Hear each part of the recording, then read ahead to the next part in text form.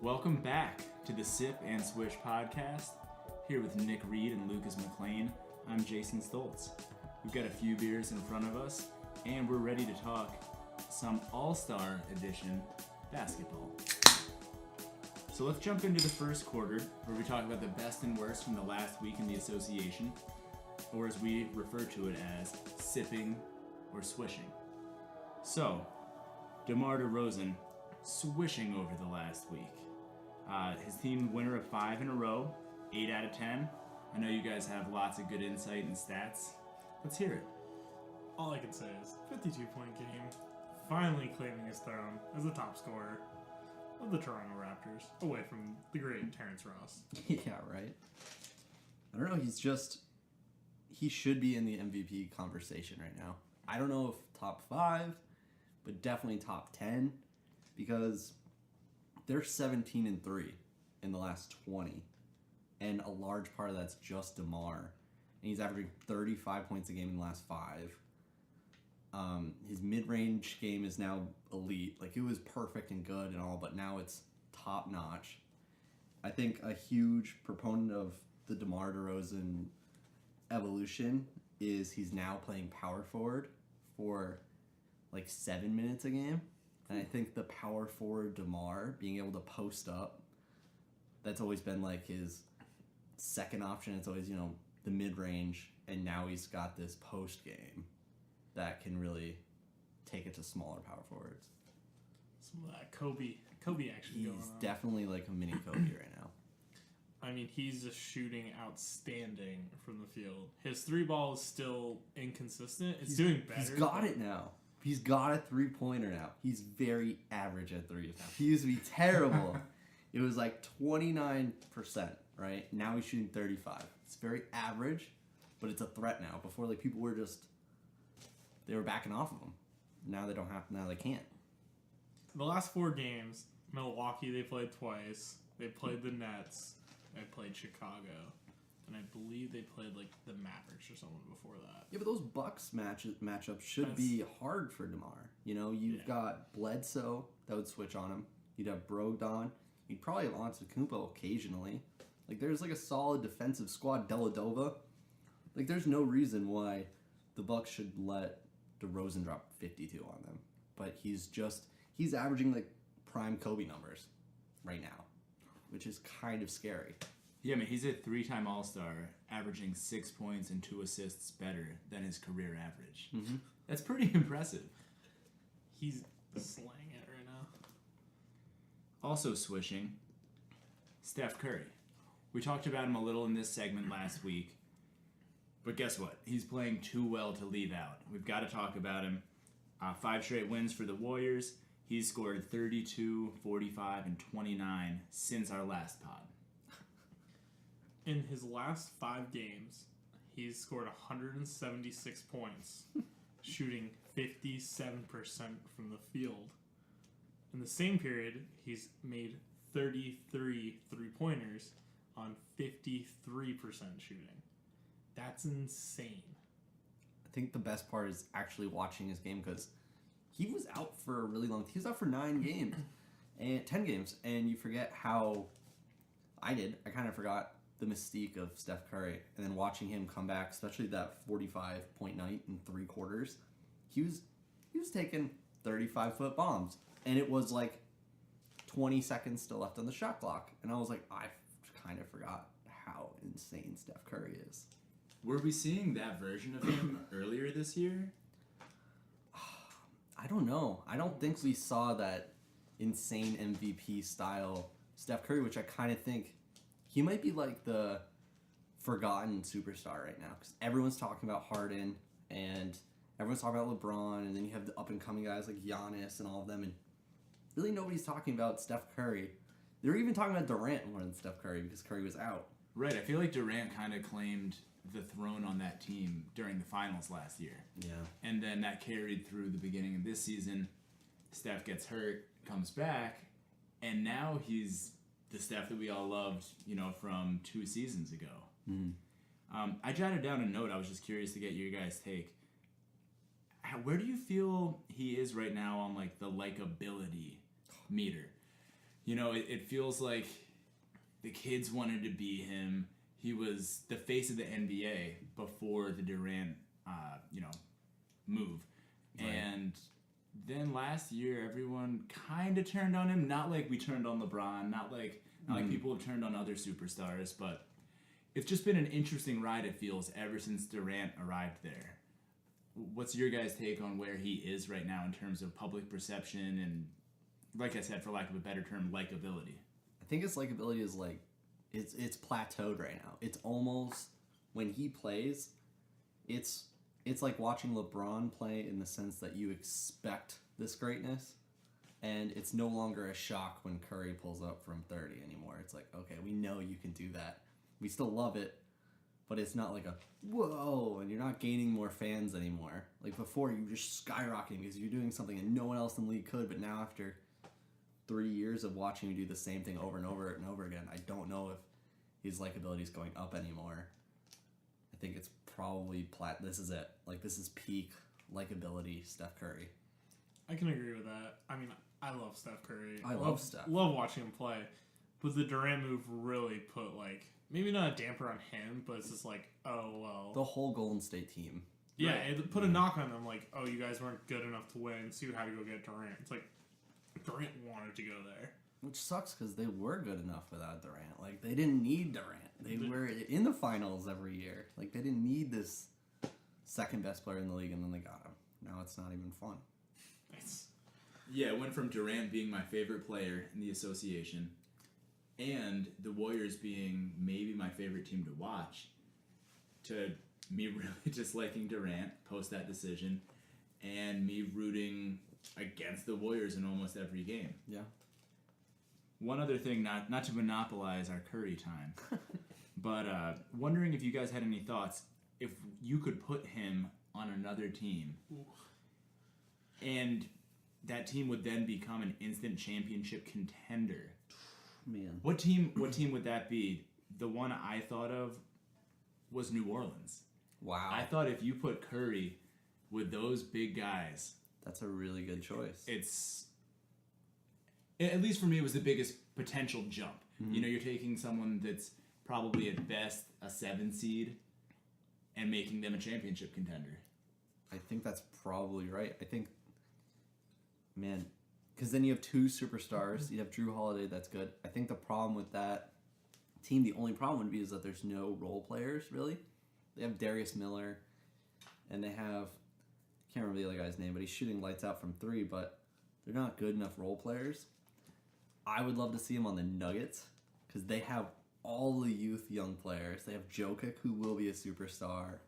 They have Gary Harris, Jamal Murray, Wilson Chandler, Will Barton. It's like endless role players on that team. So you just stick Steph Curry on a team with endless role players that can shoot, dribble, create their own shots, all young that can grow with Curry. I would love the Nuggets with Curry. That would be insane. I really, really want to say the Timberwolves, if they had a bench.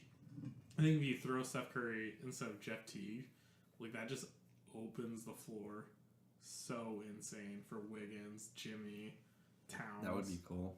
That would be incredible. But if I thought of our beloved Timber Puppies. I thought of the Timber Puppies. But I think the team that would go, like, take the major step would be the Raptors. Oh, you replace Lowry? Lowry with Steph Curry. Great answer. Yeah. That would be... Especially in the East. Yeah. You would just cakewalk the East. Wouldn't even be fair. It really wouldn't. So sipping this week, we have LaVar Ball and the Lakers. Kind of in tandem. Lakers are 1-9 in their last 10. They're awful. I'll let Nick really jump into this one since they're his team. I'm so ready. Oh my god. The Lakers are just melting right now. Let alone Caldwell Pope being in and out of jail or a hot, like... I love that. It's the best story. We're 2-11 with him locked up since he couldn't leave the state. LaVar Ball's over in Europe talking smack. ESPN's running the article. Yep. In general. Do you know they pay a reporter just to follow LaVar Ball? In Lithuania. I didn't definitively know that, but It felt that way when I saw There's the reporter. there's a reporter who Right? just follows the balls. Oh, it's awful. And now, I mean, Lonzo's been playing well. This will be the light at the end of the tunnel for me right now. Since December 12th, he's shooting 43% from 3, almost 50% from the field. Free throw still about 50% because, let's not get carried away here. That's a market improvement. He's getting there. He's learning how to play, but these distractions with his dad is getting to that point where just shut up. Play with your kids in Lithuania because you don't know how to be a father anymore. I don't know. I think I just love this past week of Rick Carlisle and Steve Kerr. They've gone off.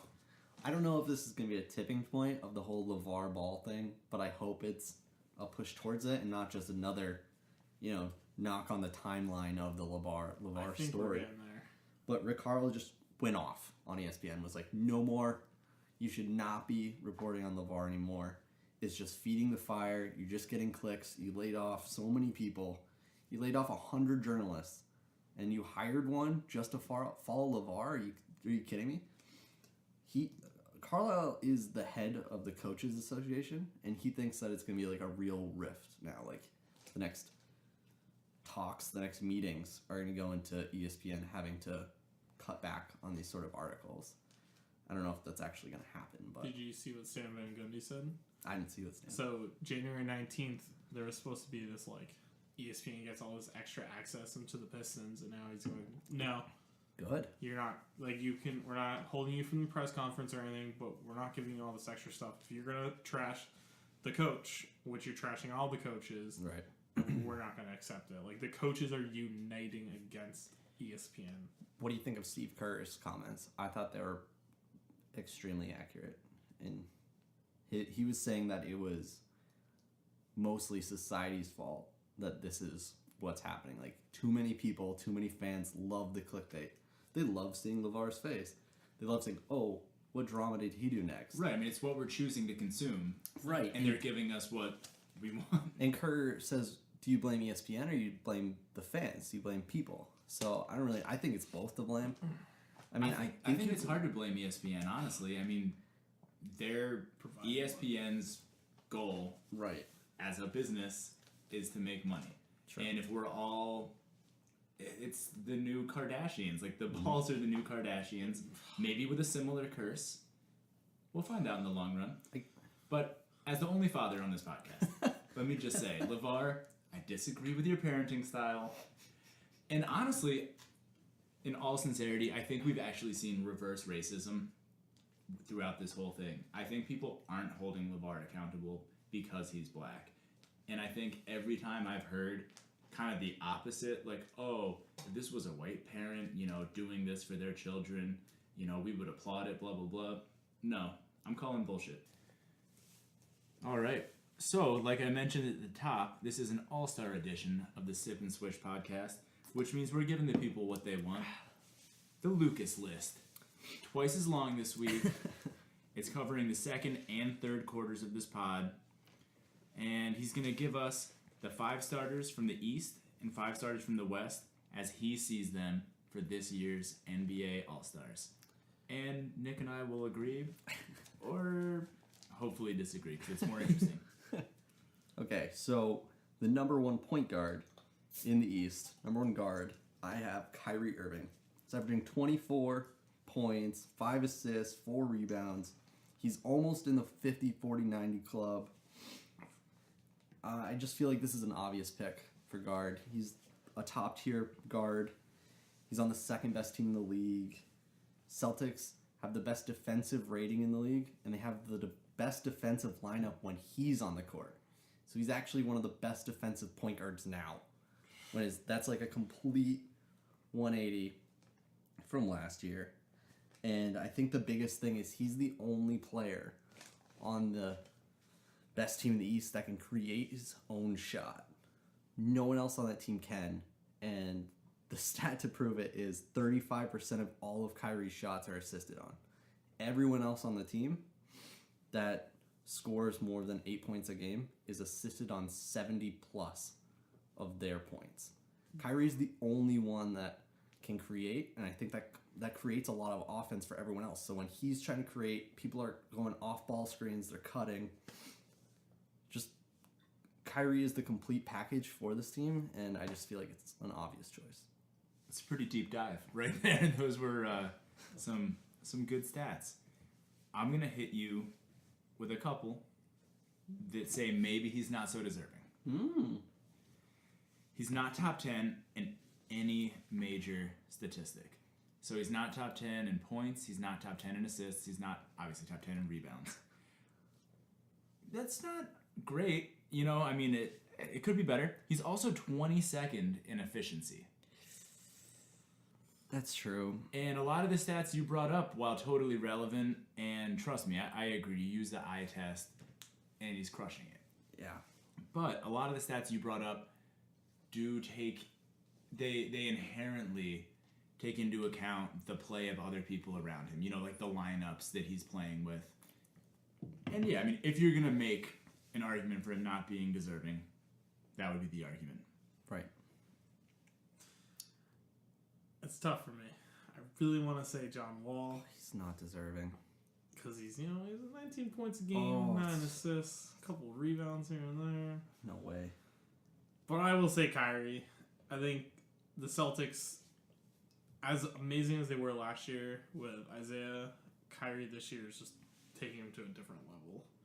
And I gotta say, I agree that Kyrie should be the starting point guard. On your John Wall thing, I was looking at John Wall to add to this list. He's averaging career lows in everything. He's shooting terribly from everywhere. He's just playing so poorly right now, and like Bradley Beal might be playing better than John Wall. He's shooting so bad. Those are fighting words in this podcast. Fighting words. We do not compliment Bradley Beal. Never. All right, number 2, the second guard in the East. I have DeMar DeRozan. I feel like I just talked up DeMar a lot, but he's averaging Kobe numbers. He's second best team in the East. 25, 5 and 4, 49% from the field. He's actually shooting 37% from 3, which is insane. And he has a 3-point shot, which is the biggest thing ever. The Raptors are 17-3, like I said before. And it's a huge turnaround is because of DeMar DeRozan. In that last 20 games, he's shooting 44% from 3. He's a 3-point shooter now. I think I'm going to say that, and it's going to be true. He's a 3-point shooter. He's carried this team to be debatably the biggest challenge for the Cavs in the East. Yeah. I don't think you can hands down say the Celtics are scarier than the Raptors. And I think the only reason why that's true is DeRozan's play. Yeah. I could say that. ESPN doesn't list him as a shooting guard though, so that's your big problem here. Is you're a small forward. No, DeRozan's the best shooting guard in the East. Bradley Beal doesn't actually exist. He's not good. I mean, maybe the only other person, like we've said, would probably be Oladipo. Just awesome play in Indiana, but DeMar's playing insanely better, barring tonight's game. Also, if you think about how the All-Star game goes, it's so recency biased, especially in the last week. We have only 7 days left till the All-Star voting's done, and DeMar in his last 5 games is averaging 33, 6, and 3, and he's shooting 50% from 3. This is all, and he dropped 52. Recency bias is going to push him over people like Oladipo and Beal and Wall. Maybe this is a good time to frame, I guess, the context for your list this week. Are these strictly... These aren't prognostications on your part, right? This is simply who Lucas thinks are the most deserving. Like the 5 best, right? The 5 best. Yeah, I'd say so. 5 best. And also the people I think that will be there, I guess. I'm projecting to be there as well. The starting 5, because we did the kind of the bubble players last week. Right, yeah. These are my, they're projections as well. Okay. The first forward, I think it's pretty obvious. It's LeBron James. I think he's, it'd be, if he didn't make it, I think it would be a shame, and it wouldn't make any sense. This is going to be his 14th straight All-Star game starting, so But I think the one thing that if there was ever in question of him not making an All-Star game, this is the first year he's ever been the underdog. And he actually might have that narrative. There are 5 teams in the league with a better record than the Cleveland LeBrons. And Cleveland LeBrons. I like how we snuck that in there. It's so casual. I didn't even, gonna gloss right over it, and then I was like, wait a second. I mean, he just lost to the Timberwolves by 28. And at one point, they were down by 41. He only scored 10 points. Yeah, I can't remember the last time he scored close to 10, and I think it was the one time in the finals against the Mavericks he scored 12. I think the last time he scored less than 10 was honestly 07 or something like that. Yeah, it was probably close to his just some random game where he got really early in his career. In foul trouble or he got hurt really early. Something stupid. I think this is a no-brainer. When we got our preview of your list, I don't know why, it made me think of when LeBron first came into the league and he and Melo came in right, I think at the exact same time, if not within a year of each other. Yep. And I remember there was discussion, most people definitely on the side that LeBron was going to be the far greater player. Yeah. But there were a handful of people, expert basketball people, that thought Melo was going to be that guy. And it's just wild to, think about LeBron on this prestigious Lucas list today. And to think about where Carmelo Anthony is in the different trajectories of their career. And it kind of made me feel a little bad for Melo, honestly. I mean, has he been a disappointment? Not to get too off topic, but has Melo been a disappointment as an NBA player? I don't know. I just feel like going into the league, he was a scorer. He was an elite scorer at Syracuse. They won the national championship game, and then he came in. He was going to be... He owns all the stats for ages 19 to 21 in scoring because he came into the league dropping 25 a night, and he could do it at a whim. I don't know if it hurts his legacy, but he's never really developed any other part of his game other than scoring. He'll be he won't be as good, but he'll be the Charles Barkley of this generation of being a really talented player that... I think you just gave him way too much credit. Well, that's what I'm saying. A talented player... Barkley's real up there. Yeah, no. But, Melo had the run of... They got to the Western Conference Finals. Right. That they just never seemed to put players around him. It would be like Allen Iverson when he was not really AI anymore. Yeah, he was real old. They never really got that player with him. Same thing, when he got to New York, it was we'll get you Amari. And then Amari's knees gave out. Right, no knees. I think this will be the first time that he's actually had talent with him. Right. And now he's past his prime. Now he's past his prime. They waited way too long. At least he's getting those checks. R.I.P. Melo's legacy. All right, so the second guard in the East is Giannis Antetokounmpo. I think this is probably pretty obvious too. He's averaging 29, 10, and 5. He was the extremely early MVP front runner because he had his first 2 weeks of the season. He was averaging 35 a night. So everyone's eyes were on Giannis, 23 years old. The hype was so high. But he slowed down. I don't think this little slowdown that he's on, which isn't really a slowdown by any normal player standards, is going to stop him from being in the All-Star game. He's huge at this point. Everybody knows him. People are going to vote for him. I don't know. I really don't know what else to say about this. Did you see the stats from the first round of voting? No, I didn't. Giannis Antetokounmpo is the leading vote getter in the Eastern Conference. He's passing LeBron right now? He passed LeBron. Well, then there's no doubt in my mind. People love him, and I think they love him because you can't compare Giannis to anyone else in NBA history. He's almost 7'1". I know it says 6'11", but every NBA player asks if they're not a center to be listed at 6'11". So there's a really good chance that he is taller than 7 feet tall. Kids just love him. He's an international phenom. Yeah. I feel like he's having an all, first team NBA season. Mm-hmm. Really, I don't think there's anyone playing better at his position. He's second in scoring, second in efficiency. And again, you just, kind of eye test. Yeah. He's amazing. He's amazing. He's exciting to watch. He has a style of play that, as you alluded to, is almost singular right now. I'm not seeing anyone else play in the exact same way that he is. No. And it's exciting. And I don't think Nick is the only one that lays in bed at night saying, Giannis Antetokounmpo.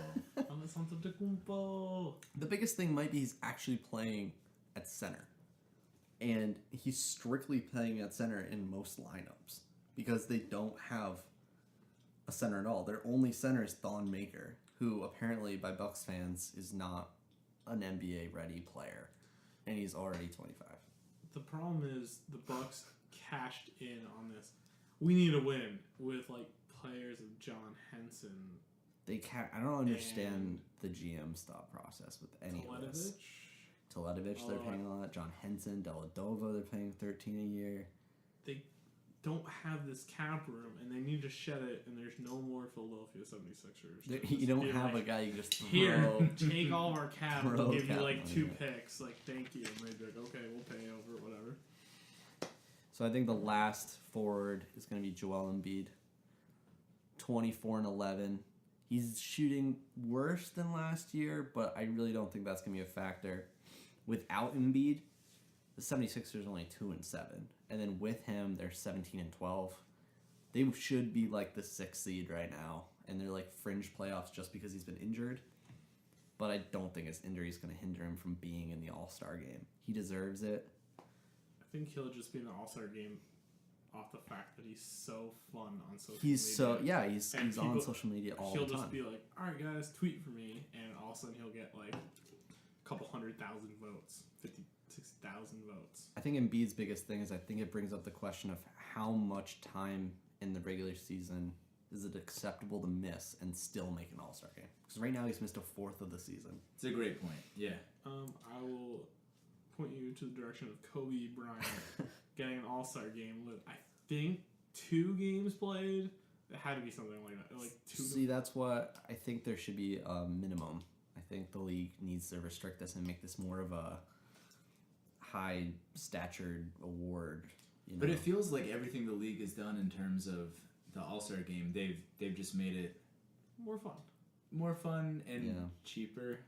It does feel a lot cheaper. It doesn't feel like an All-Star is deserving anymore. See, but that's when you think of oh, should this guy be in the Hall of Fame? And then you look at All-Stars and you look at awards, and when you look back, you're like, oh, well, Karl Malone had this many awards, and it's well, if you think of that now, it's well, that award doesn't really mean as much. I don't. Just think of Roy Hibbert being an All-Star. See, that's what's gross. And maybe 10 years from now, we'll look back and not use those metrics. We'll do more points per game. I hope so. I think I agree with Embiid. I think he's fun. He will give a great attitude in the All-Star game. I hope he participates. I like this new conference style. I don't think we've talked about it yet, where it's a captain of each conference picks this team. Right. So everyone gets voted into the All-Star game, yes. And then the captains pick from. So there's a chance we could have something with Giannis and Kevin Durant on the same team, right? With a Paul George. Yeah, it's gonna be really weird. I like it. Okay, so the West All-Stars, we're gonna go in reverse order. So I'm gonna start off with the forwards. My first forward, I have Anthony Davis. I feel like this is also another no-brainer. He's putting up all the stats. His team is in the playoffs, which was always kind of a knock on him. Okay, you're a good player on a bad team, sort of thing. But I think now, since he's in the playoffs, he's probably solidified in the playoffs with Boogie and Rondo, that he deserves this. He's also averaging career highs in everything. Basically, field goal percentage, three-point percentage, free throw, and assists. This is the best supporting cast Anthony Davis has ever had with Boogie. And I just feel like he's been in the conversation for so long as best power forward in the league. And it feels like he's been in the league for 8 years, but he's only 24. I think he might have been the best power forward for the last 3 years, which is terrifying to think about. What do you guys think? I can't disagree. I mean, he deserves to be there. He deserves to be a starter. I wonder if he's actualized his full potential at this point. Ooh. And if he has, if he really is everything that GMs and scouts and the talking heads have wanted him and expected him to be. Yeah. Whether or not that's the case, this year, he's an all-star. Oh, yeah. And he's a starter, hands down. It's mind-boggling for me to see the Pelicans actually in the playoff contention right now. I mean, they're hovering around like 7 and 8, but that's still separating them from the people below them. It's like the Jazz and the Suns. Like, there's a huge skill gap between Boogie and DeMarcus Cousins and the Phoenix Suns. That terrible team. I just think the stats speak for themselves. Like, you watch that team and you watch these two big men playing, and you're just like, how are they playing against? They're taking the opposite approach. Everyone else is like, everyone else is going small, and it's like, no, we're gonna put 2 7-footers out there who can just literally run the floor. I love it. I actually brought that up in our test podcast before we ever published one, which was that I love watching New Orleans because their style of play is the polar opposite of the entire 3-point movement that has just taken over the NBA. Oh, yeah. I think that the addition of Boogie has made Anthony Davis expand his game so much more. Like, now he's a real 3-point shooter. Last year it was like low 30s. Now he's shooting 37%. That's a real threat. Like, people have to respect that. He's also hitting way more mid-range shots. Just Boogie being there, I think, gives a comfort level to Anthony Davis that he doesn't have to do everything. And probably a confidence boost that they can probably win games without him having to risk injury doing literally everything. Probably boost his performance. I mean, some of the games they play, it's like, all right, let's put up 90 points together, and they still somehow lose. But I think that was before Rondo. Rondo got there. Yeah. Drew Holiday's like exploded this season too. Drew Holiday is starting to actually be the old Drew Holiday. Yeah. I once left. It's been a while. I've hated you for a bit. I want to see the team be great. I really do. It would be good for the league. Mm-hmm. It would just be fun. I would love to see it would be fun. A series of Golden State versus the Pelicans. I want to give them a super mellow pep talk. Just kind of like I just did. I just want to be like, Pelicans, come on. It would be fun. Just do it. Just win some games. Be better. Be better, please. So, for the second forward, I have his partner in crime, DeMarcus Boogie Cousins. I think this is a no-brainer, too, because I just think he's the best center in the league. And I don't think it's very close. Being over 7 feet tall and 290 pounds, I can't think of another center at that size that can do what Boogie does. He can drive, he can shoot threes, and then when he's in the paint, I think there was some highlight video of him just destroying Fareed. And Fareed's supposed to be an old-school power forward, and he's destroying. He was almost like Shaq light. He's not Shaq, because Shaq could carry a team on his own, but he has that overpowering body that no one else really has that can defend. I mean, I guess if Joel Embiid was on that night, he's the only similar player that could put a body on Boogie, but I can't think of anyone else in the league. That's what came to mind.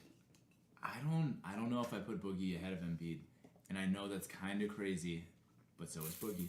Boogie's crazy. But no, for real though, Embiid means so much to the Sixers in terms of wins. Mm-hmm. If Embiid plays, the Sixers win, and I'm not sold that Embiid's supporting cast is any better, if at all, than Boogie's, especially since Anthony Davis is there. I don't know. I'm not willing to say Boogie is heads and tails better than Embiid. Do you think Boogie's stats are empty stats? Like, do you think his 26, 13, and 5 are not contributing? It seems unfair to say yes, but I kind of yes. like 45% of me agrees with. Could a bunch of role players replace the production of Boogie, or is he just hogging those stats? Like, I don't really know. I think he's putting up those stats, but I mean, he did the same stats in Sacramento. Exactly. And he's doing them in New Orleans with Anthony Davis there. So it's not like he's hogging all the rebounds, like knocking into anyone else, because Anthony Davis still putting up So rebounds. he's not like directly contributing to wins. Is that what you're saying? I think he's putting wins in there. Okay. He has, like we're saying, the supporting cast is definitely better than what he had in Sacramento. Yeah. Sacramento has just for so long been trash. They really have. I think the next forward on my list is Kevin Cupcake Durant. You got the middle name wrong. It's Snake. Oh, Snake. Sorry. Snake Durant. I just think this one's pretty obvious too. Best team in the league. Best scorer. 26, 7, and 5. He's leading the league in blocks, which I think you put a little asterisk next to it. Maybe you do, maybe you don't. But because he's playing 80% of his minutes now at the power forward position, which is a complete switch from him only playing small forward last year to now playing center and power forward. 13% at center, 80% at power forward. I think that attributes a lot to his blocks, and he's just freakishly tall. So I don't think his skill at blocking has gotten better. I just think where he stands on the court is now changed. He's But put an emphasis on defense, you know? no. I mean, without Curry, they're 8-2. So Durant held them off, but his percentages went down. His volume per stats, like points per game, rebounds, everything went down without Curry. They still went 8-2 because they're a really good team. But I don't know. Kevin Durant's in because he's KD and he needs to be in the All-Star game. He's got He's a enough Twitter starter. accounts to vote for himself. Well said. He's got to at least have a few thousand, right? Yeah, I feel like there's kind of not a ton to say about Durant. He's doing what he does. He's efficient. He's always been efficient. Right. He's dominant on offense. His defense is continually improving. He deserves it. There's no one else that you could possibly list as being more deserving than Kevin Durant. No, I couldn't put a forward over Durant. Okay, so the first guard on this list, Steph Curry. I think part of me, it fell under that category of like how many games can you possibly miss and still be an all-star starter. Like I said before, I think he's the forgotten superstar in the league because people aren't talking about him because he was injured, but he's like 4 decimal points away from being in the 50-90 club while putting up 38, 6, and 5, which is pretty disgusting. He's more important than Durant on Golden State. I think I'm going to stand by that. I think everybody should know that. Easily. And just since he's been back from injury, it's like 2015 Steph Curry right now. 45 points in 3 quarters, 36 points per game in the last 4 games. I don't know, 54% from 3. I don't know what else there is to say about Steph Curry. He's on a tear. He's on a tear like only Steph Curry can go on. And I'm not going to disagree, one, because that would be stupid. But also because he's my professor. I don't know if I told you guys this. My wife got me Steph Curry's masterclass Really? for Christmas. Oh, that's awesome. Yeah, so legit. He's my teacher, he's my instructor. I feel like we've developed this bond. Like, I watch videos of him that are pre-recorded, and I talk to him, and yeah, we have a really special relationship, so... We have a special bond. He's in. Jason goes home after a day and like goes, "Look, Dad, I got an A on my schoolwork." It's like, oh wait. So here's the plot twist. I text the both of you saying there's the surprise. Here's the surprise. I changed my last pick. I didn't pick James Harden. I picked Russell Westbrook. Will make the starting guard position over James Harden because of, well, besides recency bias, Westbrook is playing so much better than James Harden in the last 20 games. 27, 10, 11. He's averaging a legit triple-double while shooting 48% from the field, and the team's record is 14-6. That's so much better than the first half of the year when the Thunder went 8-12, and Westbrook wasn't averaging a triple-double, and Westbrook was only shooting like less than 40% from the field. He's completely spun it around, and Harden has fallen off a cliff. Harden literally not flying. He's just off the cliff, right? So they're 2-5. Harden in his last 7 is 2-5. Completely fallen off in like fan, media. Everyone hates him right now.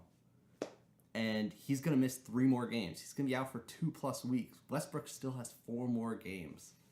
He's only down by 80,000 All-Star votes. Easily in 1 week. Westbrook can do something really insanely dumb, like drop 50 and 10 and 10.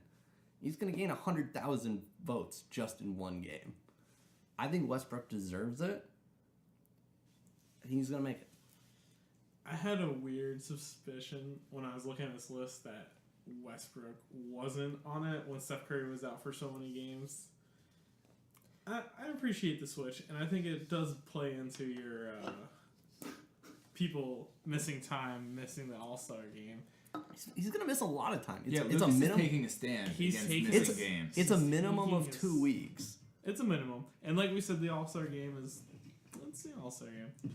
Westbrook is starting to not shoot 3-pointers, which might be the smartest decision of his entire career. Oh, man. Isn't it like last 15, he's only averaging 3 He's taking threes a game, and before that he was averaging like 7. Like he's taking out half as many threes. Yeah. He's trying. I think he's gotten to the point where he's like, all right, we need to start winning some games. But I agree. Harden's out the first half of the year, which is insane because Harden's stats are ridiculous. But even with Harden being out, I think his stats are more impressive. Even they had their little, spin out of 7 games, but OKC had a spin out of like almost 20 games. Mm-hmm. I want Harden in an All-Star game more. Oh. As a starter. Oh. Which I never thought I'd say.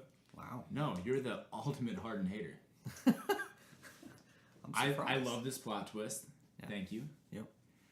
Westbrook is so much more exciting to watch than James Harden. Oh my God, so much if more. We're taking just enjoyment into account. Yeah. Give me Westbrook for sure.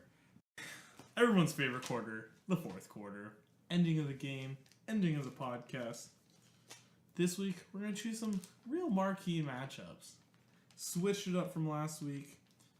Lucas won, which no one loves. No. A 4-1 record out of him. And the first... His joy is so upsetting. It's disgusting. I love it. It's the first for the podcast. 2-way tie to do the shot. Oh my goodness. 3-2 record. I banked everything on JJ Barea. That's a dumb thing to do. Right, I don't even think you said the name of the team. I think you just chose JJ Barea. You did. First the world. And you can see where the alcohol comes involved in this podcast. I love JJ. All right, guys. So Wednesday night, we got a matchup in the West. It's the Oklahoma City Thunder versus the Minnesota Timberwolves. Oh, man. Now, the Timberwolves are going to be at home, so the BPI is favoring them 58%. As we knew they would. Thank you, BPI. I don't know. This is really hard to pick. Timberwolves are hot, and the Thunder are really hot. Go with that gut instinct. Okay, gut instinct. I'm taking the Thunder because the Wolves' third option is non-existent right now. Their third option right now might be their backup point guard, Tyus Jones. He's balling. He might as well be their starting point guard right now. He's I don't know why. I guess just semantics he isn't because they paid Jeff Teague, but he's their third best player because apparently Wiggins is non-existent. But the Thunder are on kind of a tear. I know they just lost to the Suns, but watching that Suns game, like, Melo was not involved. Like, Paul George, none of the Thunder seemed to care about playing the Suns. Like, it honestly felt like they were playing a modified squad, and then the modified squad won. And they also felt like, I don't really care. We lost to the Suns. I don't really care. I think I want to pick the Thunder just because I think Westbrook's so good right now. I'm not gonna go against him. The Thunder Suns game was fun. In the beginning, because I was talking a lot of trash to Lucas in our text thread, and then I became increasingly quieter as the night went on, to the point where I'm pretty sure I actually put my phone on Do Not Disturb, and I'm not exaggerating when I say that. I'm gonna take the Timberwolves. Wow. I think the Timberwolves are a good team. I think it's time everyone starts treating them as such. And they're home. I support the BPI, Timberwolves. Jason's supporting the BPI. I support a man named Karl Anthony Towns. Oh, Cat. no. Embiid lit a fire under this man. His stats before Embiid took him to town and after is incredible. They're the 4th seed in the West. I mean, this team is adding Jimmy Butler made them a real deal. But do you think Steven Adams is going to stop any of that progression of Cat right now? I mean... He could. I hope so. You're rooting for Thunder. that. I think he will. You know what? I think Cat can't play D. He doesn't have to play D. He's going to put so much He's offense. going to have to play D He's against gonna- Steven Adams. he's gonna put Apparently, so Steven much Adams offense was in tearing there. apart the Suns the first half. Accurate. It was The terrible. Phoenix Suns. Sorry. You They got beat, the 30 Suns beat them. Tyson Chandler. The Suns That's all beat you all get. my teams. They beat the Sixers. OKC. I'm going to go Timber Puppies. Wow, all right. I'm hopping on the bandwagon. I'm loving what they're doing. All right, so we got Thursday night game. It's gonna be an early one. They're playing it in London. So the Boston Celtics are playing Jason's Philadelphia 76ers. No home court advantage. The Celtics padded their schedule, so they had a week off before this game. They're favored. 55%. It's close. This is an Eastern Conference matchup. Well, start us off, Jason. Sixers. I'm taking the Sixers. I just picked against my Thunder. I've got to go with the Sixers. The Sixers win when Embiid is rested and when he's on the court. And I think it's going to happen. I really do. It matters. I think the game matters more for the Sixers than it does to the Celtics. The Sixers are really fighting for that last spot, 8th or 7th in the playoffs. It just feels more relevant. Similarly, I think the Sixers play 3 games in 10 days or something. And 2 of them, I don't know if you noticed this, are actually against the Celtics. Really? So, yeah, the Sixers' schedule is brutal because the other game was a really strong team. I can't place exactly who it was. I think it means more to the Sixers. I'm taking them. Yeah, because I'm a fan. It's so hard because I think I'm almost at the point where I don't ever want to bet against Embiid. Easily. I mean, until maybe Simmons in 2 years. Simmons, because I think Simmons may eventually become the best player on that team. Embiid is so good right now that if he's healthy, I don't see another opposing big ever being to stop him, especially Horford. I don't think can stop him. Horford's playing some good defense this year. Yeah, but not I don't know how much defense you'd have. You'd have to play like David Robinson defense to be able to stop Embiid right now. I don't know who on the court could honestly stop Embiid. Drummond couldn't. Boogie couldn't. The only person stopping Embiid is Embiid. Embiid's, yeah. So I'm picking the 76ers. 76ers. I talked to Jason about this the other day. Did you know Embiid doesn't practice? Yes, I read that. I was surprised. I was like, AI 2.0. Well, way to take the wind out of Nick's sails. Seriously. Couldn't you have just said I didn't know that? Whoops. For fans out there who don't know this, Joel Embiid, they don't want him practicing. They don't want him getting hurt. What he does is he watches the tape.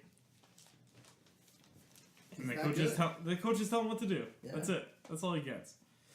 To keep the podcast fresh, I'm going against you two. I'm going to go with the number 1 seed in the East. Oh, The favored BPI. Who would have thought? what a hard pick for you. Feel so bad for you. It was different.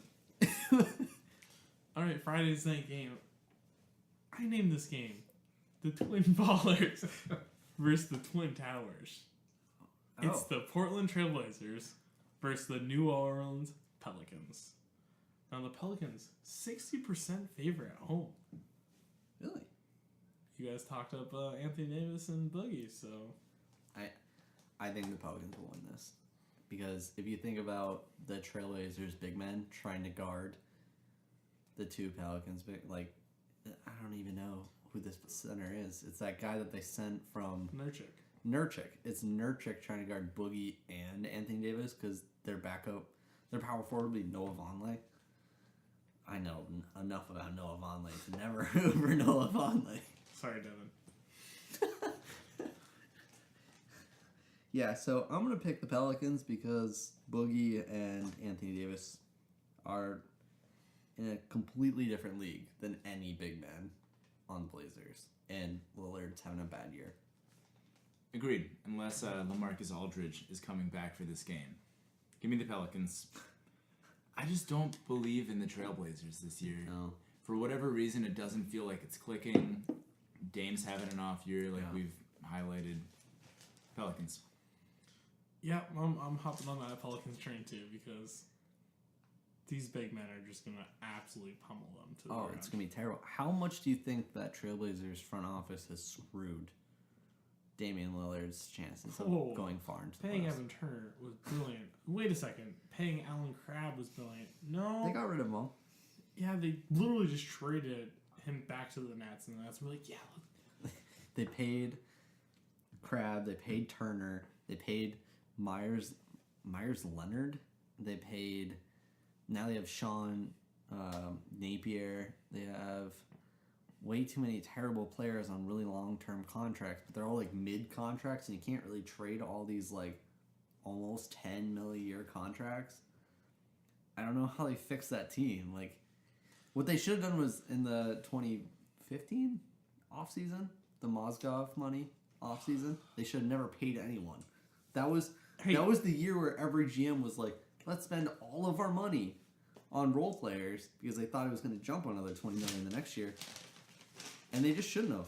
They should have just spent nothing like the Suns did. They just spend no money. No money at all. The Suns are good at that. They're good at doing nothing. They're pretty good at that. Pretty good at that. Exemplary. So, Saturday night, speaking of doing nothing, you may not want to watch this game, but it's the battle of the last place in the Western Conference. You're going to have the Los Angeles Lakers I'm going to watch this. The Dallas Mavericks. The Mavericks are favored 68%. Really?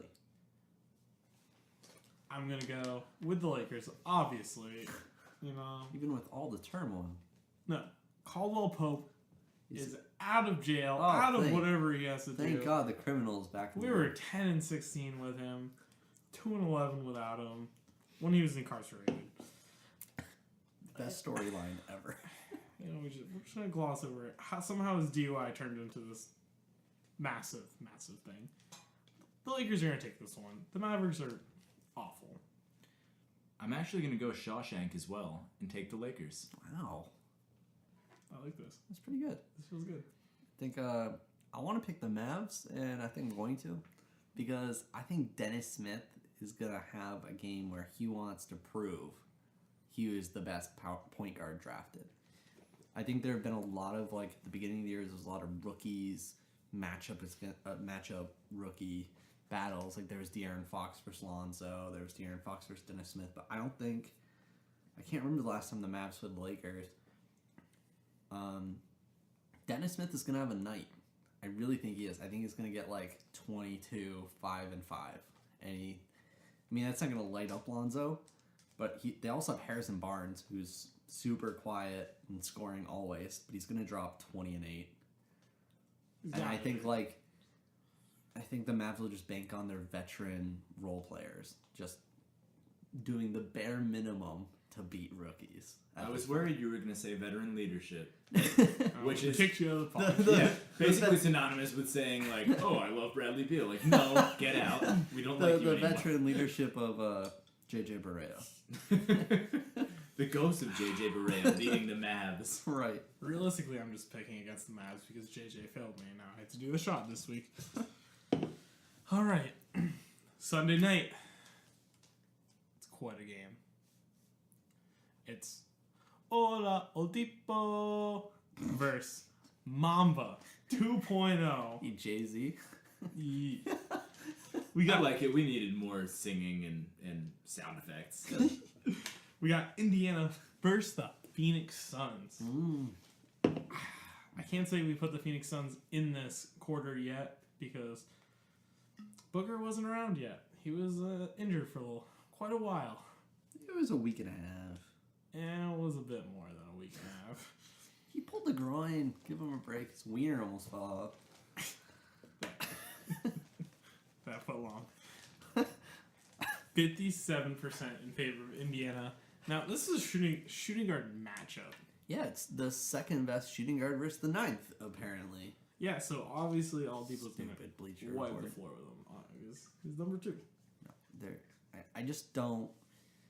When you look at the rosters, you just see like Darren Collison, and then you see Al Jefferson being old, and you see a lot of old people, and then you see Oladipo, who is good, but I really don't think the Suns are streaking. So like, I just think the Suns are gonna win. I think Booker might drop like 38. Oladipo's gonna do his average. Bender's gonna actually play well. Josh Jackson's gonna have another night. TJ Warren's gonna be again the quietest scorer in the history of the league by getting 22 points on only layups for the whole game because that's all he ever does. I'm picking the Suns because they're better. I wish that our listeners could have seen the stars in Lucas's eyes while they talked about the Suns. It was beautiful. It was radiant. I love them. I'm gonna take Phoenix as well. Oh yes. I'm not the Suns fan on this podcast, and I feel like I've been singing Devin Booker's praises more than anyone. And he's definitely the best guard playing in that game. I think so. I think hands down, I think he is the future leading scorer of the entire association within the next 3 years. Give me Devin Booker. Yeah. I really want to differentiate this pod. I really want to take Indiana. But watching Devin Booker play is fantastic.